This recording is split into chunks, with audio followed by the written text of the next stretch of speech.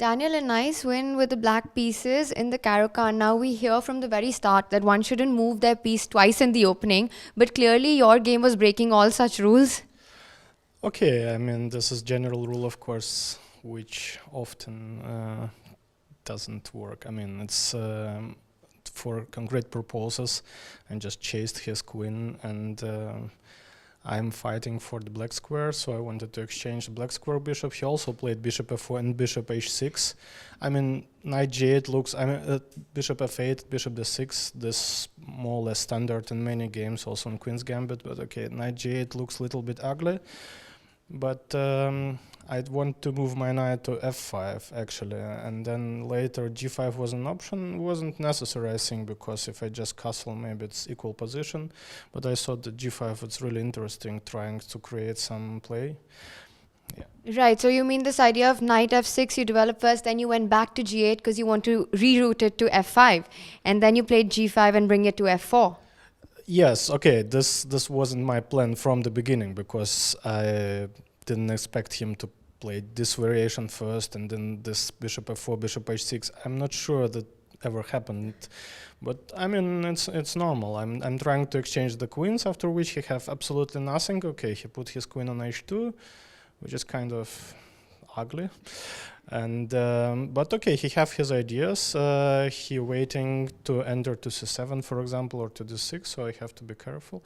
But what I don't like is his move before. I mean, it's okay maybe for him. It's really became really complicated, but I thought it's unnecessary, because my idea g5 and h5 and g4, it's a little bit too slowly. He always can play knight e5, and I don't really think that I can mate him or create some real attack. The plan was that actually to play queen f4 at some moment and exchange this queen from h2, and then I have equal position, I guess. Yeah. Right, now we don't see the Caro-Kann so much at the very, very top elite events. Why do you think it doesn't have the best of the repetitions?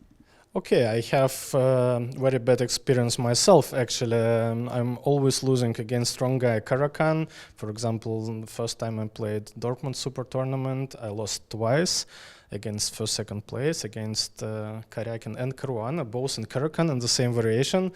By the Olympiad, I decided to play Caro-Kann against Volokitin, and I lost as well. Maybe this is the reason why they're not playing this on the high level. But Ryazantsev, for instance, okay, he's not playing all these elite super tournaments, but he won Russian super final, which is by far not the weak tournament, and he played Caro-Kann all the time. So I wouldn't say it's a matter of mode. I mean, this is fashion. Some moments everyone starts to play Caro-Kann, some moments everyone starts to play Petrov or Berlin or whatever. It's actually quite interesting because though you say you lost with the Caro-Kann, it seems like all of you know that it's maybe not the best line, but you can't stop yourself from playing it because we see Fabiano's been playing it as well in this tournament.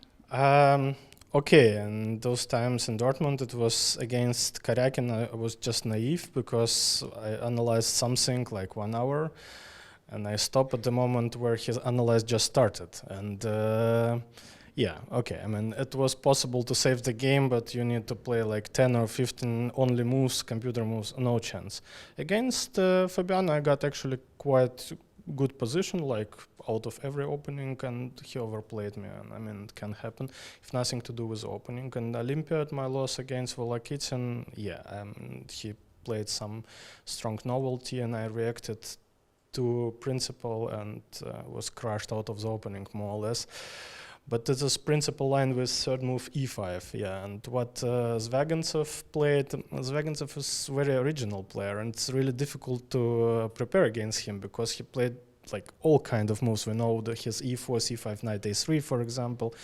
And against Caro-Kann, he played all kind of stuff. He played d4, f3, he played e5, he took on d5, he played knight c3, he played knight c3 and queen e2, third move, like every possible random, almost random.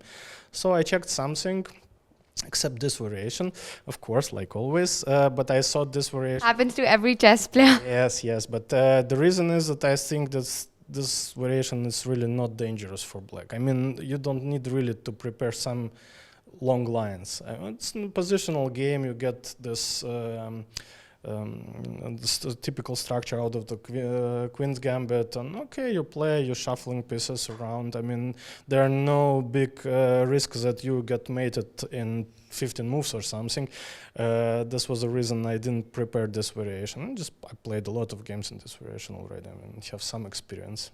Right, and in fact, this idea of g5, knight g6, putting a knight on f4 was quite an inspired play from your side and trapping his queen on h2. It almost felt like a one-sided game. I don't think so. I mean, I saw that before I was quite happy with my position, because after rook c8 I have all this. I mean, I don't want to play castle long anyway, so rook c8 just logical, and then I have this tempo when I play knight c7, so c3 is hanging. I was quite happy, but it was quite tricky. For instance, I think instead of knight a5 to the end of the game, when I played b6, we exchanged on c6, he took with the pawn, and then I started my attack because all my pieces staying good. I think it works, maybe computer will say otherwise. Instead of knight a5, I was calculating c4 immediately, and the position, I believe that I should be better, but it's such a mess, you know, like everything is possible, and you miss one move and it's already over, or it's white is better. So I wouldn't say that it was one-sided. Maybe it looks like okay, we should check with computer, of course. Maybe it was, but I doesn't feel. No, not during the game. I was happy with my position, but not that I'm overplaying him. Right, of course. And now you're here with Anna, who's also playing in the tournament, as well as your baby. How are you managing? Yeah, the first few days wasn't that easy because we contacted some person from the kindergarten here to babysit our son, and at the arrival day they said we cannot. I mean, the person said we cannot. This was a little bit critical at the moment, but thankfully to wife of Kaidanov, she looked for Yosha the first day. The second day Anna took a bye, and then we got a hint that we should ask the lady from the gift shop and local connection, and they found the babysitter for us, so she's babysitting now, and I will release her soon. Right, so is it like a little bit of a family holiday also? Okay, it's not really a holiday, of course. You should play, you should prepare, which is not so easy when the 2 years old is jumping all over you. And but I think it's interesting for him. And for us, it's a little bit difficult, but we don't have much choice in this situation, because he's too young to stay at home with my parents, for example. And so it was the only chance for us to take him with us.